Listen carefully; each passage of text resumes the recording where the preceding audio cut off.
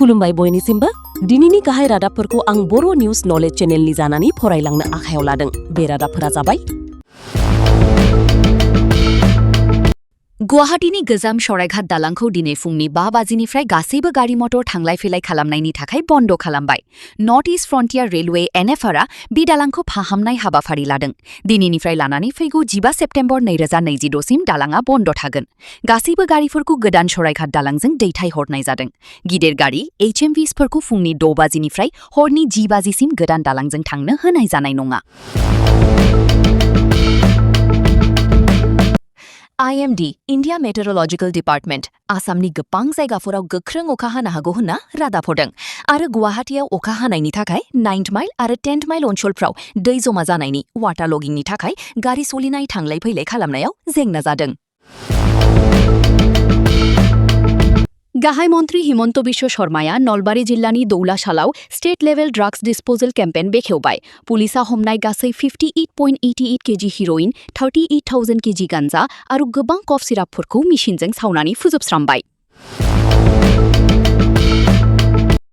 बड'लेण्ड FCनि जानानै फैगौ डुरान्ड कापआव बाहागो लाहोनो हानाय गेलेगिरि सायख'नाय थांखिजों क'क्राझारनि साई स्टेडियामाव बड'लेण्ड FCनि अपेन ट्रायल बादायलायनाय खुंनाय जादों होनना फोरमायदों आसाम फुटबल गौथुमनि गाहाय नेहाथारि डक्टर सांग्राम ब्रह्म बिथाङा। बे डुरान्ड कापआव Bodoland FC vs north east united FCआ फैगौ 1 आगस्ट 2024 आव गुवाहाटीयाव खुंफुंजागोन होनना फोरमायदों। आरोबाव गोजोनथाव रादाब, बिथां मुंदांखा फुटबल गेलेगिरि हालिचरन नार्जारियाबो देग्लायनि डुरान्ड कापआव बड'लेण्ड FC टीमनि जानानै गेलेनायाव बाहागो लागोन। लोगोसे बिथां रबिनसन ब्लान्डन, जाय थांखानाय डुरान्ड कापआव बड'लेण्ड FCनि जाना मोजां गेलेना दिन्थिफुंदोंमोन, अनदोला दाउ होननानै बयनिबो गेजेराव मुंदांखा जादोंमोन। बिथाङाबो गेलेनो हागौ होननानै फोरमायथिदों। दासान्दि बिनि रोखा जाथ'वाखै, भिजा एप्रुभेलनि एसे जेंनायाव दं होननानै फोरमायदों। बिथां रबिनसनआ गेलेनो जोबोद गोसो गुदुं जाना दं होनना मिथिनो मोन्दों। जिब जुनार सिखारिफोरखौ हमनायाव जाफुंसारनाय। 3 सप्तानि सोरगिदिं नायबिजिरनाय हाबाफारिनि उनाव हाग्रामा बिफाननि बिबानगिरिफोरा बड'लेण्ड ओनसोलारि बिटिआरनि रायमना नेशनेल पार्कआव 2 जिब जुनार सिखारिफोरखौ हमनानै मोनसे गिदिर जाफुंसारनाय मोननो हाबाय।